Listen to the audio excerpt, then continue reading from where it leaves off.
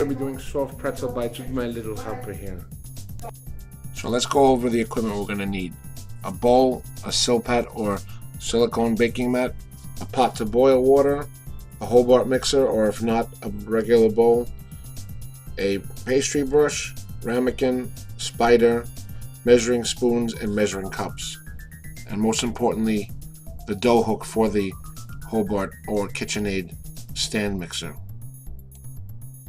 So let's go over ingredients. We need an egg, some kosher salt, not to confuse with the sea salt or rock salt, some good butter. Barley malt is an option, but we're going to go with something else since many people don't have it. We're going to go with dark brown sugar, or light brown if you have. Yeast, active dry yeast. You see those little granules. An option, everything bagel seasoning goes really well, so I'm going to do half and half. Definitely the baking soda for that chemical reaction to get that browning. And then our rock salt or pretzel salts. Warm water, not too hot because it'll kill the yeast. You don't want it too hot, just about 90 degrees or so. And of course, flour. And now your mise en place is all set. So first things first, let's get our yeast activated. Let's dump it in that warm water with the brown sugar. The sugar will react with the yeast, making it blossom, and we're going to leave it for about 15 minutes to a half hour until we come back and we see some nice foaming action. So just mix it around a little bit with your fingers, make sure those granules of yeast are nicely dissolved, and then let it sit. Don't add the salt though.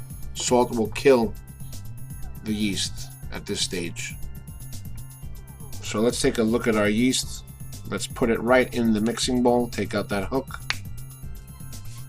Now it should have blossomed or start to have some bubbling action. You can see here, you can see some of those white spots are actually bubbles forming, and the yeast will continue to work as we let the dough bench or rest.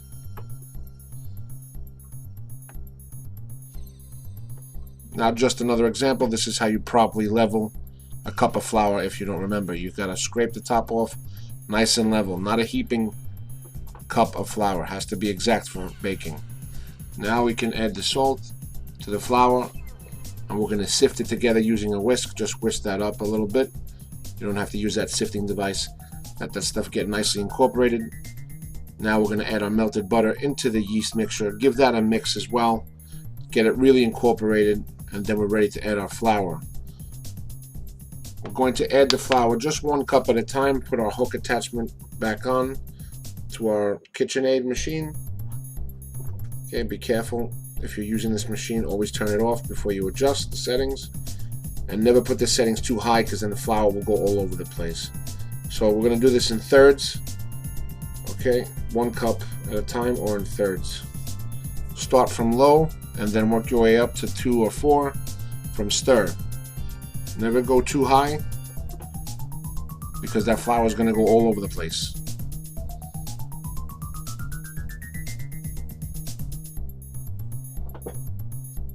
So we're looking for it to mix. It'll incorporate well. You want the dough to start coming off the sides, similar to how we did our pizza dough for the garlic knot recipe. You can see it's coming off the side slowly, and once that happens, we're going to put it out on the table and work it a little more.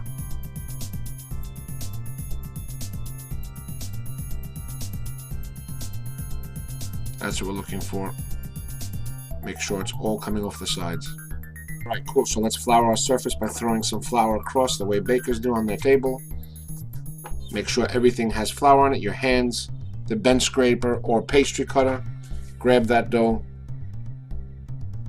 roll it out onto the table, and we're going to start kneading. Go over, under, pinch it just like we did the garlic knots, which are similar, with that circular motion of getting it into a nice bold shape.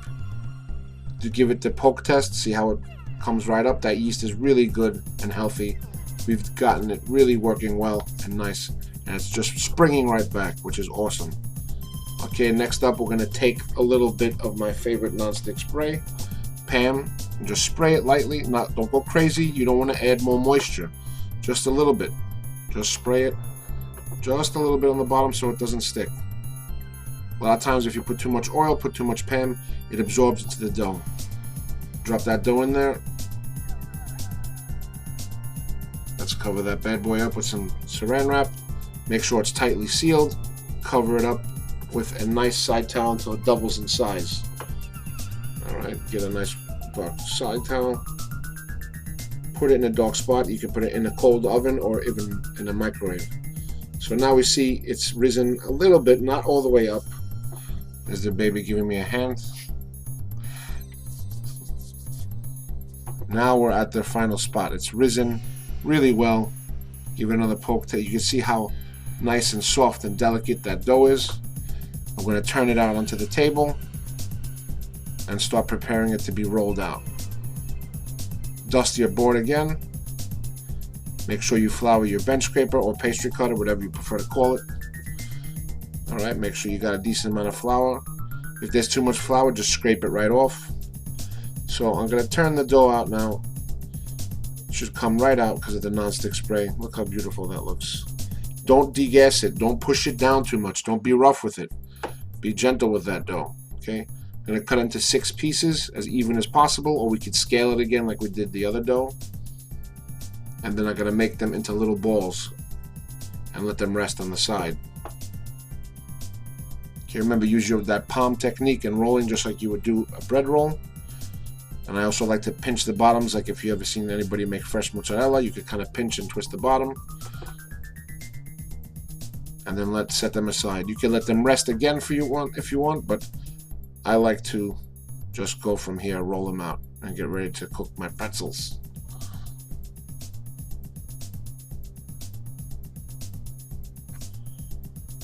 Alright, so now get into a cylindrical form.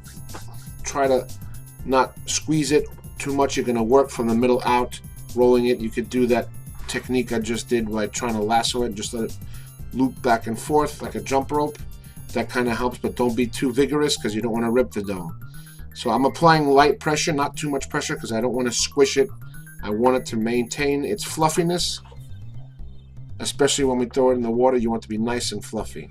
So a middle out, rolling towards the tape, and try to taper the ends a little bit, but you want to try to make sure it's thick all across evenly.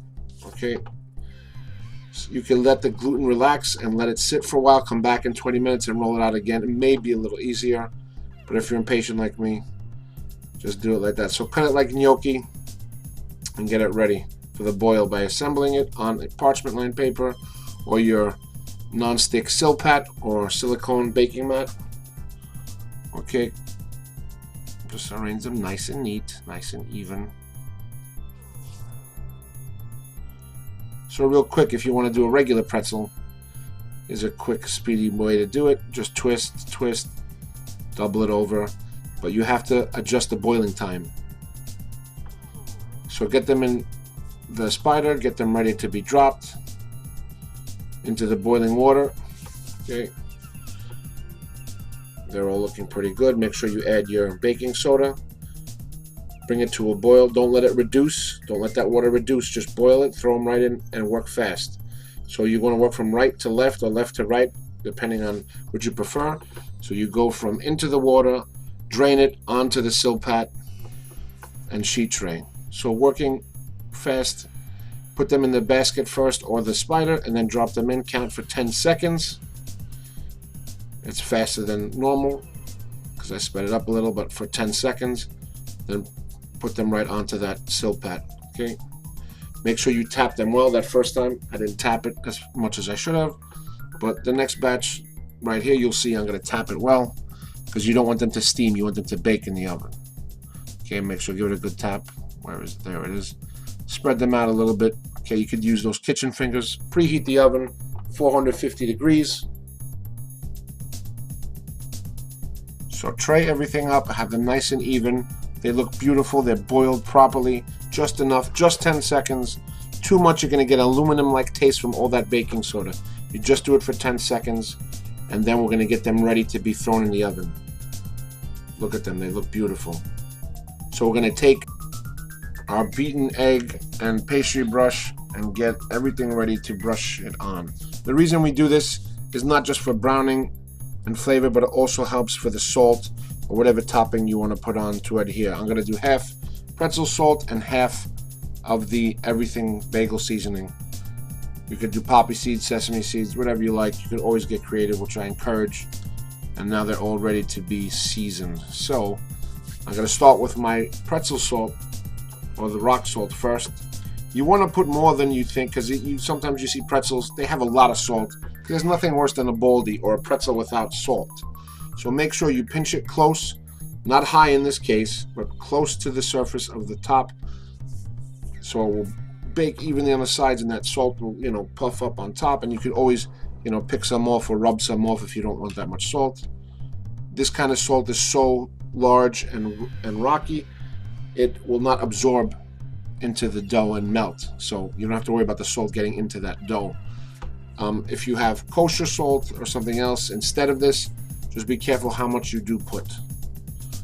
But if you can, get some pretzel salt or rock salt, especially if you plan on doing this a lot. But the everything seasoning really works out well. Again, put more than usual because some falls off. Give it a little tap with your thumb so it adhere a little better. And we're about ready to throw them in the oven.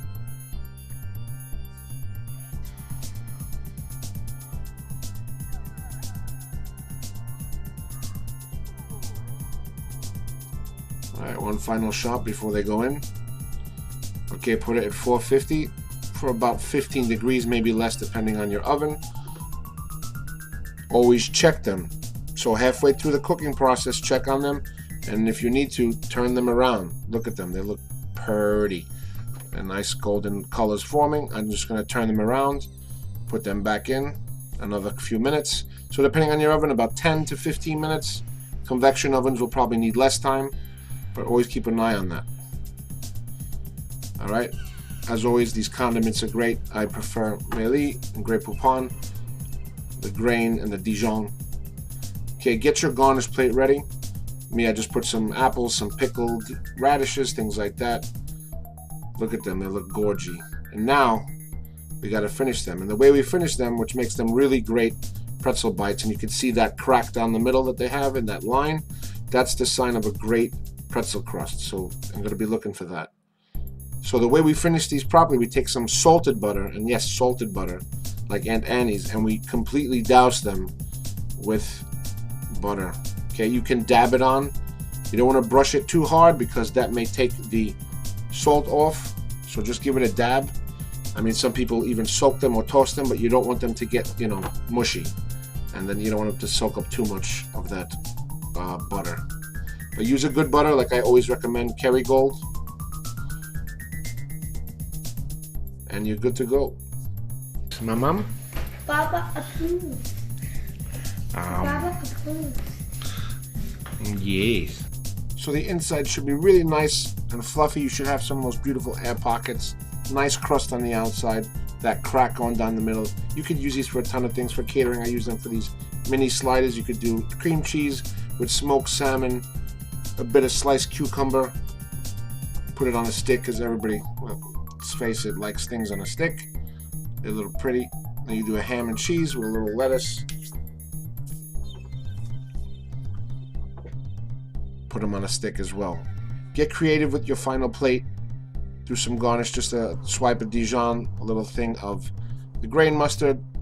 Usually when you go to, like, say, a beer garden or a German restaurant, when they get pretzels or something like that, it'll come with some kind of pickles. In this case, I had some pickled radishes in mine, maybe some sliced apple. Just get creative, garnish any way you want. This recipe is really good for other applications. One favorite is to make like breakfast bombs, like bacon, egg, and cheese, or sausage, egg, and cheese, and like a big kind of pretzel bomb. It's like about the size of a baseball, and it's really delicious. But if you do larger pretzels with this recipe and you're free to experiment, you have to let it boil a little longer in the baking soda mixture. And always don't forget it in there, because if you let it boil too much, and take this with you at the end of the video, if you leave it in too long, it will get a metallic aluminum-like taste. It's meant to make a crust and really puff it up, but it also gives a bad flavor if you leave it in there too long. So just 10 seconds if they're small, about 30 seconds or so if they're like that big pretzel that I showed you how to form. Okay, have a great day, and thank you for watching.